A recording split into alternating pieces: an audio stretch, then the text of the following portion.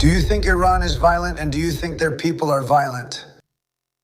Yes, the leadership. Do you think they should have a nuclear weapon, which is an immense power? I don't even want to discuss how powerful it is, because it's depressing. And they said, no, they shouldn't have it, definitely. They shouldn't have it. They said, and you don't want to fight a war? No, we don't want to fight a war. So these are naive people who frankly are stupid. If you believe that Iran should have a nuclear weapon, is there something wrong with you? Because they would use it. And the only question is whether it would be within an hour after they get it or in a day. They will use it and they will blow up the whole Middle East, not just Israel. They will start with Israel, but they will blow up everything. And you could see that when they unexpectedly started sending missiles to all the countries within a 1,000-mile radius of them. I mean, they are blowing up countries that were neighbors, not necessarily friends. In fact, they even blew up some friends. They were attacking the people who take care of their accounts. They are sending thousands of missiles to protect countries that didn't expect to be at war because they want to dominate the Middle East. And what if I hadn't ended the horrible Iran nuclear deal made by Barack Hussein Obama, which I did in my first term? One of the dumbest deals, maybe the dumbest because of the danger involved. You would have seen them with a nuclear weapon 3 or 4 years ago. They would have used it, blown up the Middle East, and come after us. And those beautiful B-2S, give me that bomber, Andrew. Let me hug that little guy. Give me that bomber. Thank you. Did you know right away what it was? It looks small, but in person it's really big. It's the only plane capable of carrying a 200-pound bomb, so I don't know how they do it. It's very sleek and beautiful, but it carries a lot of weapons and a lot of bombs. But hadn't I sent this impressive technological machine? And what about several other coordinated attacks that have been carried out against Iran recently? And at midnight, with no moon, completely dark, every bomb was dropped exactly on the target it was supposed to hit. How do they do that? Who knows? Nobody else can understand. No other country can do that. No other country has an army like ours, not even close. I think we've already proven that with Venezuela and now with our several operations in Iran. If I hadn't done that, if I hadn't wiped them out, I call it their nuclear dust. I call it dust achieved. They would have had a nuclear weapon within a month after that bombing. And they would have used it first in Israel and then in the Middle East. And you know that because all those missiles launched against their neighbors had been ready for a long time. They knew they would use them quickly. Without that, there would be a nuclear war that would lead to World War III. And most importantly, this would be a war where nothing would be left. So we did something great. The people who say that it's all right for a very sick ideology, a country that's sick in terms of its leadership, very good people, excellent people. But the people who say that, I think they're actually either bad or stupid. So if you believe that Iran shouldn't have a nuclear weapon, that they shouldn't have one, then you absolutely have to love what I did, because in 2 weeks we decimated them. They have no Navy, no Air Force, no anti-aircraft weapons. They had no leadership. The leadership was gone, but they formed another one to choose a leader who also disappeared. Now they think even the sun has disappeared, everyone is gone. The big problem is that I don't know who we're talking to because nobody has heard of them. They're all dead. But we work for the world, not for ourselves, but for the whole world. We took over the worst country in 50 years, maybe even more, from an ideological point of view, a country that wanted to blow up the world. A sick country, sick and with a religious fervor. And when you add religion, people don't realize that more people have died in religious wars than in all other wars combined. And that's what would have happened here, and it was a terrible thing. I'm proud of what we did. I think JD understands that better than most. If you give a nuclear weapon to Iran, at least a very significant part of the world would be destroyed, and it would be used almost immediately. Yeah, you don't mind if I leave this here, right? It's not a beautiful thing, I used to look at it and say it's a work of art, but how can it be effective? Is it that stealthy? Think about it, Peter. 1 o'clock in the morning, he flies in and says, "Sir, they're in Iranian airspace." And I say, "Oh," and I'm watching from the Situation Room with a few other very smart people, including some good generals, real generals, not TV generals. And suddenly you see that dive, they start to dive, and you see 30,000, 20,000 men. I said, that was a lot. They went down quickly to Amen, and they are aware that they're coming, and they're very smart and never saw them. And they're shooting a little, but they don't know what they're shooting at because they can't see anything. And then you hear the biggest explosions anyone has ever heard. These are the biggest bombs, except for nuclear ones. These are the biggest bombs. And you say, what technology we have, what an amazing country. I built that. I mostly built it during my first term. I built that. I didn't know I would have to use it so much in my second term. But we had an incompetent president and administration. And if that group, whether it's Kamala or him, either way, had another 4 years, we just wouldn't have a country anymore. He definitely works for the rest of the world. In his conversations with his colleagues, they're thanking him. What are the conversations like when you talk about this military conflict that's happening in Iran? Well, they should thank me because many of them get 90%. China, for example, should thank us, but I don't expect any thanks. They should think since Japan gets 95%, China 91%. In many of the countries, South Korea gets a huge percentage of its oil and therefore its energy from the Strait, or as they call it, the Strait. And they should not only be grateful, but they should also help us. What surprises me is that they are not anxious. Let's announce some names here. Some of them were really on the front lines. I would announce their names now, but maybe they would prefer I didn't for whatever reason. I'll tell you one thing. Today, it's much easier to get people than it was 2 weeks ago. 2 weeks ago. Before we destroy over there, before you obliterate the country, before we eliminate, because they have about 8% of their missiles left, they only have a small portion of their drones. And we've demolished many missile and drone production factories, and the rest are going the same way. Our army has been incredible. We attacked Karg Island. We destroyed absolutely everything on Karg Island except what we left behind, the pipelines. Because if we remove the pipes, it will take a long time to rebuild them. And at some point, something positive will happen regarding those pipes.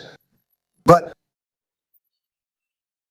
some countries really disappointed me. And it was me who made them raise the NATO quota from 2% to 5% of GDP. And I get along well with those NATO countries, but I've always said, the problem with NATO is that we'll always be there for them, but they'll never be there for us. And when I hear the United Kingdom, which was kind of considered the Rolls-Royce of allies, right? Wouldn't you say they were the oldest and that they'd be there? And I say it would be really helpful if you sent some ships, and if you have some operatives like they do, it would be very helpful. And the Prime Minister is a nice man. I think he's a really cool guy, he says. Well, I would like to ask my team, don't worry about a team. You don't have one. You're the Prime Minister. You can decide, well, I need to talk to my team. I said, you don't need to talk to anyone. So it's very disappointing. And then after we obliterated and destroyed them, their army, all of that, and the region became much safer. He said, we're going to send 2 aircraft carriers. I said, I don't want them anymore. I don't want them after we win. I want them before we start. I don't need your aircraft carriers. Afterwards, we've already won. So these things are very disappointing. We have to remember, we have 45,000 soldiers in Japan. We have 45,000 soldiers in South Korea. We have 45,000, 50,000 soldiers in Germany. We defend all these countries. And then do you have any minesweeper ships? And they say, well, would it be possible for us not to get involved? I've been saying this for a long time. That's the best thing that came out of this. We spent trillions and trillions of dollars on NATO to defend other countries. And I've always said, but if the time ever comes for them to defend us, they won't be there. Many of them wouldn't be there. And we're going to have to start thinking smarter in this country. Some have been very good. 1 or 2 have been excellent. I'll tell you, the best ones show up at the right time. But there were some who were up there, Peter. They were up there and really wanted to do this speak. Peter. Thank you. You talked about Iran a few times today and about what they did after the epic theory started. You brought up attacks on Gulf nations. That was unexpected and shocking. Were you surprised that no one informed you beforehand that this could be their retaliation? No one, not even the top experts, thought they would attack. They weren't friendly countries. They were neutral and had coexisted for years. Peter, they were going to take over the Middle East. They were going to destroy Israel with their nuclear weapon. But after we eliminated their nuclear potential, the potential of their weapons, they started building missiles, thousands and thousands of missiles, and they were going to do it with missiles while they developed. These people are sick while they were developing nuclear weapons. Somehow they were going to start in another location, because that location, you saw the place, the mountain. They were going to enter a certain area, which we know exactly where it is, and they were going to do it. And it's amazing what we did. I'll tell you the work we did. If I hadn't ended Barack Hussein Obama's Iran nuclear deal right now, well, Israel would already be gone. It would have been incinerated, and probably the Middle East too. And remember, they have all those missiles, and I heard they were sending missiles to the United Arab Emirates. I said, that's strange. The United Arab Emirates are like Iran's banker. They're like the banker for Qatar and their neighbors. They got along well. Saudi Arabia, suddenly Kuwait and Bahrain are being hit, all these countries too. No expert predicted that this would happen. It's not a matter of like, you should have known. And even if we knew a lot, I mean, we have to do what needs to be done. But we hit them as hard as anyone has ever been hit. We hit them very hard. And we took out most of their missiles. We took out most of their drones. We took out most of the places where the missiles and drones went. We completely eliminated them. 2 layers of leadership and probably a third. If you believe some stories, then we only have one choke point, and they used it very well for years, but that doesn't work. But here's what I think.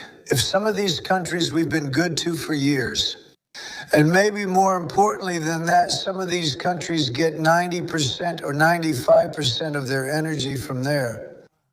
I'm Hormuz, that's great, Hormuz, a famous, wonderful, beautiful place, but you probably wouldn't want to be sailing a boat there right now. I would, you know why? Not because of them, but because of us, since we destroyed their entire navy, wiped them all out. They call it the drone layer, the mine layer. There are specific boats made to lay mines. Have you ever thought about having a nation with 22 single-purpose boats? These are very distinct-looking boats. You wouldn't want them for your family. They're not pretty. Their only function is to lift a mine, place it in the water, and release it at a certain depth. But they had 22 of those. We eliminated all of them, but you could probably just leave them on the bus. So actually, we don't even know. By the way, we don't know if any mine was even dropped, but just the idea that they could be dropped scares people who have ships worth billions of dollars. Yes, please. Thank you, Trump. I asked the Vice President how to fight fraud in California and New York, as well as Minnesota. And Trump said today that the new Supreme Leader, Matawak, may be dead or alive. There are interesting reports about him today. One says he escaped in the first airstrikes in the garden. Another suggests he may be gay. Despite that, leading the idiocracy, the people of the scene of pain, how do you determine what is true, and do you have any assessment? Well, so far, it's not known. If you look at his father, he used to give a lot of lectures about death to America. He always said death to America. When they say that, believe them, because they would do it. They would use nuclear weapons if they had them. I never gave him the chance to use them. And other presidents should have done it. I talked to one of the former presidents, whom I actually like. In fact, I like some people, which might be shocking. And he said, I wish I had done what you did. I could have done it. Other presidents, someone should have done it. It lasted 47 years. They call Iran the bully of the Middle East. The Abraham Accords would never have existed, nor would there be peace in the Middle East. Now there will be peace. That would be impossible under the threat of a nuclear Iran. But Iran today is just a shadow of the past. It's no longer a bully, now it's being bullied. It's a bully that got beaten up. We finished them off and they deserved it. When you see a soldier walking down the street without arms or being helped to walk because he has no legs or his face was completely destroyed, no legs and no arms, those two without legs and arms and with their faces destroyed. This was caused by roadside bombs. That was the favorite weapon of Soleimani, whom I killed in my first term, General Soleimani. If I hadn't killed him, that would have been the beginning of their downfall. Because if he hadn't gone, it's possible that we wouldn't be so far along in destroying Iran. Because he was a really good general, he was a cruel and horrible man, but he was a brilliant general who was planning to attack 5 of our military bases at the same time. And the man who lost his life with him was his exact equivalent in Iraq. And they were working together and were hit hard. And if that hadn't happened, we would have had a problem. But maybe more important than that, he was really the mastermind behind everything. And they never found anyone to replace him in terms of brilliance, and they eliminated him. And that was a big step in caution. But if we didn't get rid of Obama's deal, I would rescind it, going against the will of my then Secretary of State. He wasn't a milestone, going against the will of a lot of people at the time. Do you remember that, Peter? A lot of people. I hadn't ended the relationship. Do you remember that, Stephen? Yes, no, that deal was a disaster. That was the path to a nuclear weapon. They would have had it 3 years ago.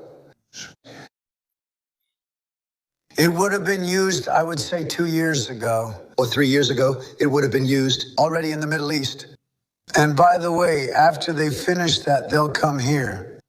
They never had the chance to do that. I want to ask about the interesting point you mentioned today, that you spoke with another former president. The one who turned the cup was George W. Barbosa. No, wait, was it Bill Clinton? I don't want to. It's not that I mean to say that. Just because he's a member of a political party, he has Trump disorder syndrome. Well, actually, he's someone who likes me a lot. And I also like this person, whom I consider to be very intelligent and insightful. But this person said, I wish I had done that. Right? But I don't want to go into details. I don't want him to get in trouble, maybe. Hey, you know what? I think you probably know. It's interesting, isn't it? And maybe he would be proud. I could ask, do you want me to tell your name to Peter at Fox? Well, at least you have high ratings. They're really high, Peter. Congratulations and thank you. Getting a lot of congratulations.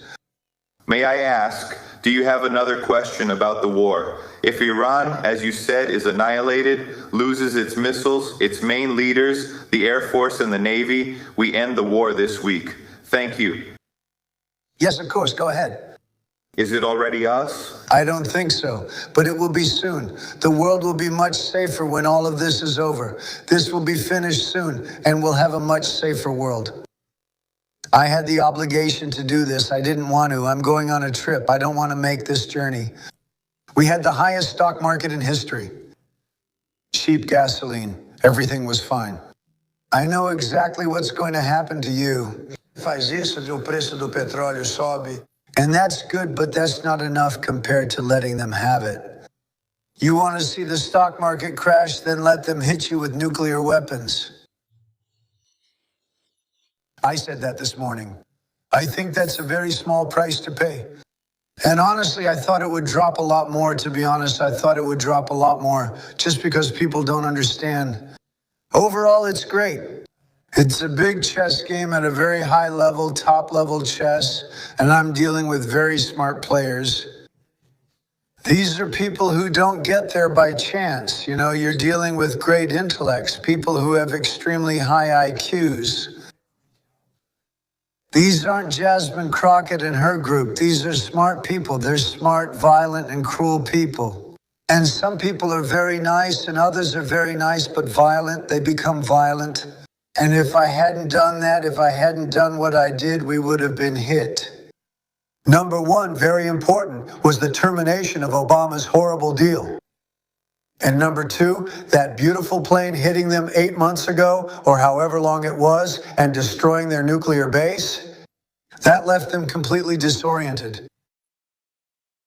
If they had that bomb at any of those times 5 years ago or 7 months ago, if they had that bomb, it would have been used almost immediately.